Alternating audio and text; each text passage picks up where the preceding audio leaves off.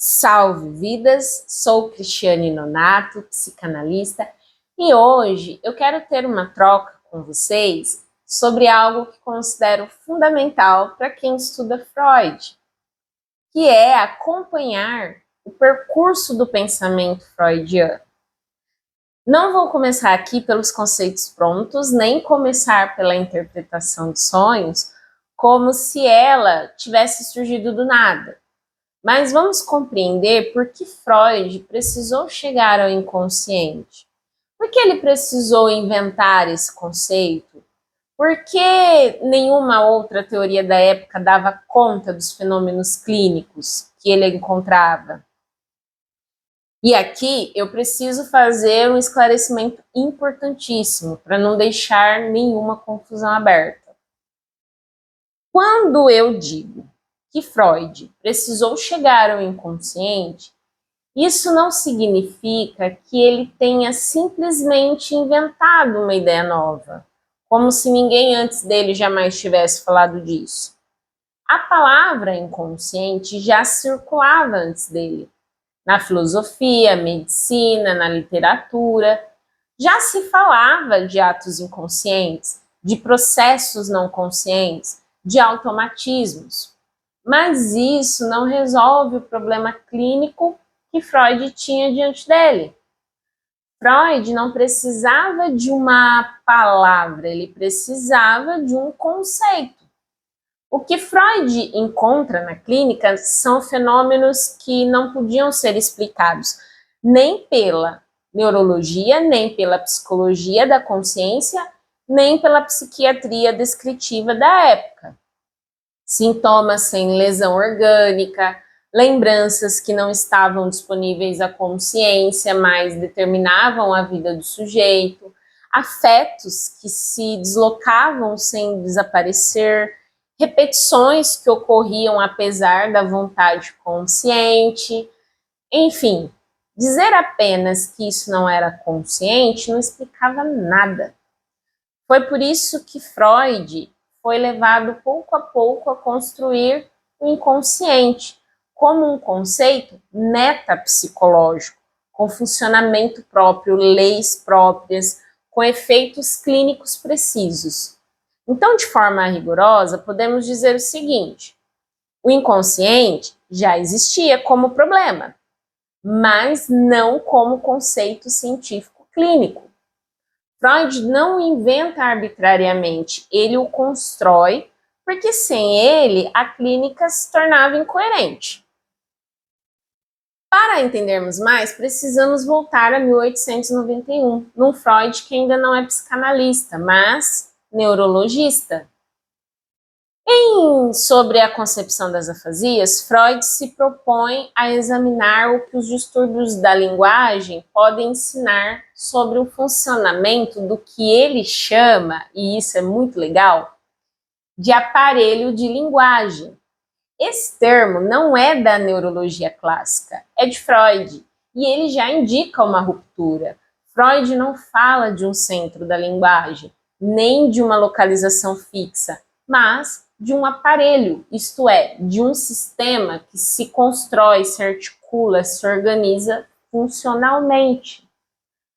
Aqui, Freud está dialogando diretamente com a neurologia de sua época, especialmente com autores como Wernicke, que defendiam o localizacionismo. Segundo essas teorias, cada afasia corresponderia a uma lesão em um ponto específico do cérebro. A linguagem seria, em última instância, uma projeção direta da percepção sensorial no córtex.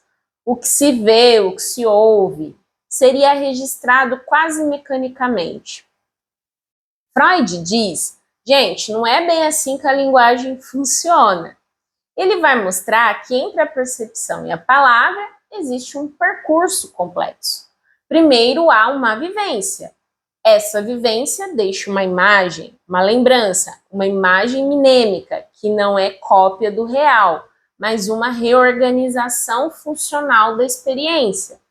Depois, essa imagem se articula com imagens sonoras, motoras, associativas. E só então passa a integrar o aparelho de linguagem.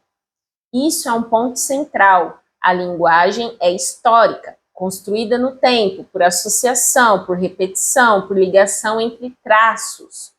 Ela não é reflexo imediato do mundo externo. Com isso, Freud dá um passo enorme. Ele afirma que o fenômeno psicológico deve ser tomado como um complexo funcional e não como um efeito direto de uma causa anatômica. Não importa se o processo é acústico, motor ou sinestésico. O que importa são as leis que regulam essas associações e os efeitos que ela produzem.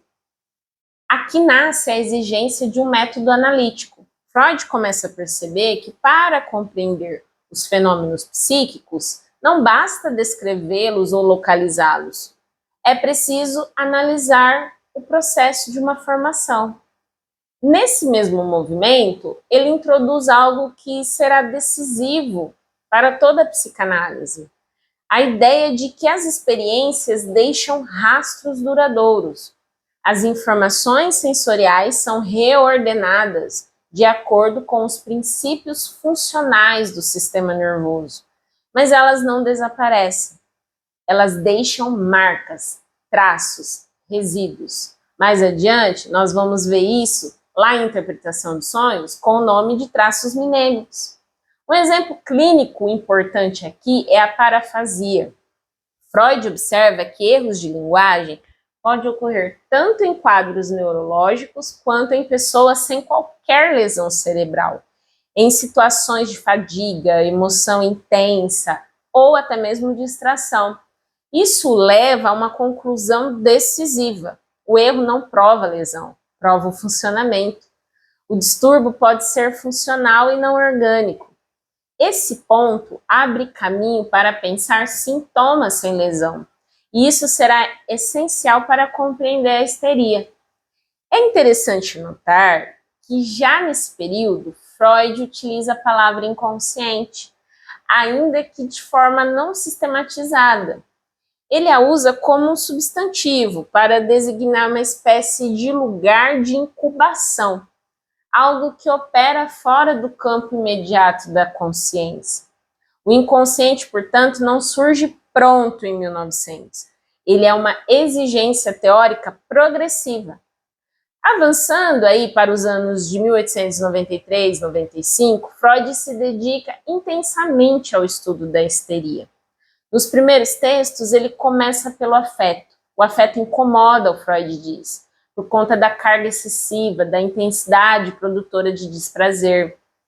Aqui aparece claramente a noção de quantidade, de excitação psíquica.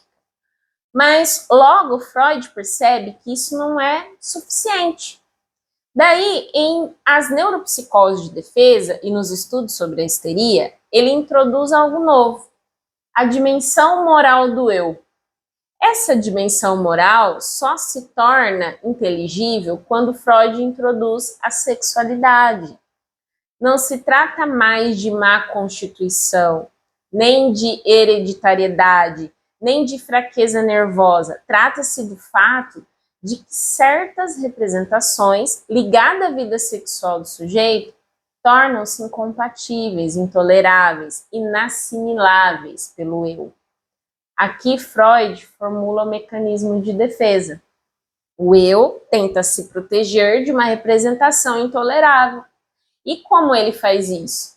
Enfraquecendo essa representação, retirando dela o seu afeto. Quando isso acontece, a representação perde sua capacidade de associação, mas o afeto, a carga de excitação, não desaparece. Ele precisa encontrar outro destino. Esse destino pode ser o corpo. É assim que Freud explica a conversão histérica.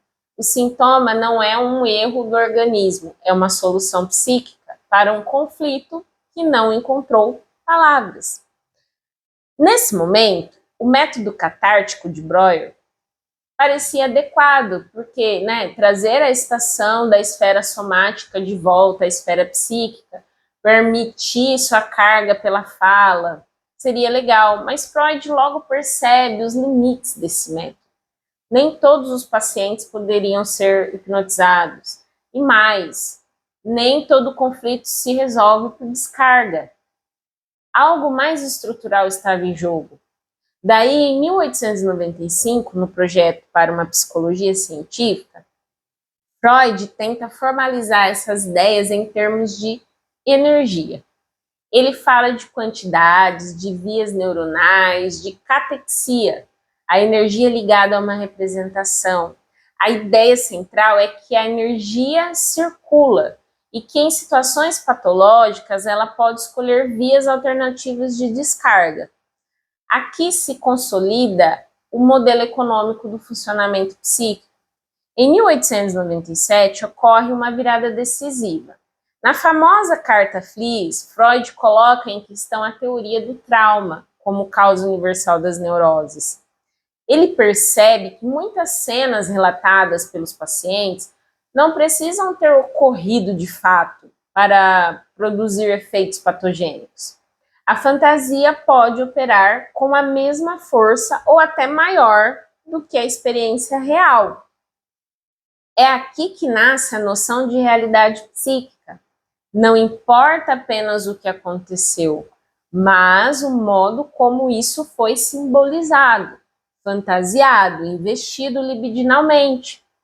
Freud passa então a falar de sexualidade infantil, de desejo, de conflito estrutural. Nesse ponto, Freud tem em mãos uma série de elementos poderosos: o aparelho de linguagem, os traços minêmicos, a energia psíquica, os mecanismos de defesa, a fantasia, a sexualidade. O que ainda faltava para ele era um modelo que organizasse tudo isso de forma coerente. E esse modelo surge em A Interpretação dos Sonhos, de 1900. Porque os sonhos oferecem a Freud um campo privilegiado.